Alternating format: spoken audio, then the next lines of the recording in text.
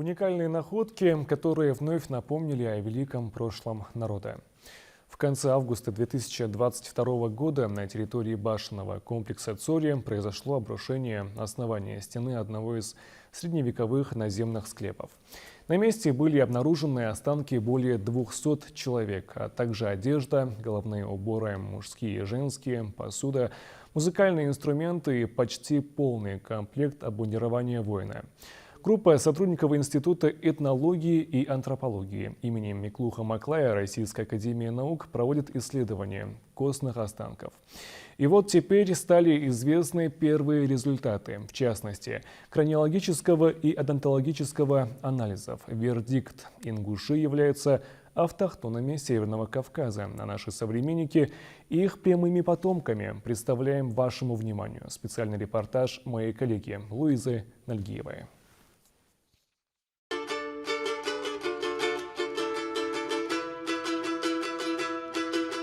Старинная ингушская мелодия даймох на характерном древнем национальном инструменте дахчинпандыр в исполнении Абдулгафура Аушева звучит особенно. 2,5 года ученик Карабулакской музыкальной школы осваивал инструмент. Теперь в его исполнении звучат известные ингушские мелодии. Не иначе, как любовь к национальной культуре и завет дедушки повлияли на его выбор, объясняет Абдулгафур.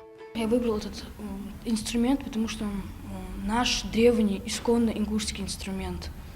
И, во-вторых, мне захотелось продолжить дело своих предков. Талантливого мальчика заметили сотрудники историко-географического общества Дзурдзуки и пригласили для обучения игры на национальных инструментах. Эту группу Дзурдзуки включили в большой музыкальный проект «Или», куда также войдут изучение изданий музыкального атласа для возрождения национальных инструментов. В их числе и атхекпандыр – своеобразная большая скрипка. Атхекпандыр – это один из самых главных инструментов в нашей культуре. Изготавливался он из различных пород дерева, но в основном использовалась дикая груша. Имеет 4 струны. Иногда бывали и 3-струнные атхекпандеры. К счастью, у нас был Митрофанов, который зафиксировал точное его строение, благодаря чему мы все-таки сумели его восстановить. И самый интересный факт – это то, что каждая девушка брала его в приданое, в подарок мужчине нового рода. 1928 год. Царинец с музыкальным инструментом в руках во время экспедиции ученого-археолога, этнографа и историка Леонида Семенова в Ингушетию. На фотографии был запечатлен житель горной части. Это особенно ценный экземпляр в числе других инструментов, скопированный с фотографии искусным грузинским мастером Русланом Шония. Мы загорелись желанием воссоздать атхекпандыр просто для того, чтобы услышать те звуки, которые слышали наши предки, и каким образом они слышали. Берснах Газиков привез очень много интересного материала, где вот этот вот атхекпандыр, он в различных вариациях, в разных селениях зафиксирован. Обратите внимание, у каждого определенный размер инструмента, где-то 4-струнная, где-то 3-струнная, это скрипка. Были даже иногда 2-струнные, но это редко. Руслан Шония сделал этот инструмент, и когда он его завершил, то есть он отказался у нас брать плату, деньги, и сказал, что это будет вклад в культуру ингушей.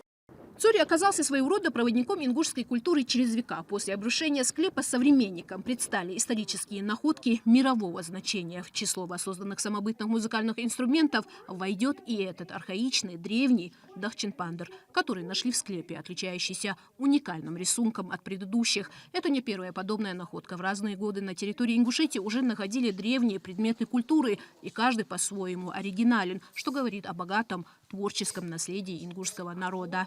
Сейчас работает над созданием копий и реставрацией национального инструмента для совместной научной работы сотрудников историко-географического общества и музея краеведения. Этот музыкальный инструмент предстоит реставрация и сохранение вот этого поверхностного слоя, чтобы не было дальнейших разрушений. Ушедший год для музея стал богатым в плане пополнения артефактами. В зале археологии по соседству с национальным ингушским музыкальным инструментом расположились подлинные украшения, являющиеся исключительно ингушскими предметами женских головных уборов, которые не встречаются ни у одного другого народа Северного Кавказа. Это отмечали в своих исследованиях еще Клопрот, Генка, Семенов, Крупнов. Всего в Цоре было обнаружено 11 курхарсов разной степени сохранности. Сейчас их готовят к реставрации. Они 3-4-слойные, то есть на войлок нашивается бязевая ткань, потом на бязевую ткань делается натяжка из шелка, например. А уникальность этих головных уборов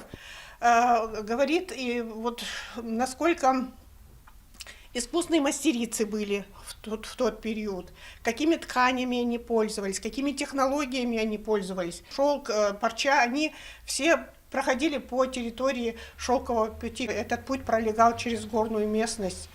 Говоря о шелковом пути, в склепах были обнаружены, кроме предметов вооружения, быта, музыкальных инструментов и монеты, чеканки времен правления Мурада III, внука султана Сулеймана Великолепного. Это позволяет в очередной раз удостовериться в том, что Ингушетия являлась частью маршрута Великого шелкового пути. После обрушения древней усыпальницы склеп в Цоре стал центром притяжения ученых. Человеческие останки изучают сотрудники Института этнологии и антропологии имени Миклуха Маклая. Эксперты отмечают, что население по ряду признаков является очень древним и восходит популяциям, жившим на Кавказе еще в бронзовом веке, что еще раз подчеркивает, что ингуши являются аборигенами Кавказа. Вот это вот население, это очень древнее население Кавказа, автохтонное, как мы говорим, население. Вот этот вот тип исходный еще с эпохи бронзы, вот именно у этих людей сохранился.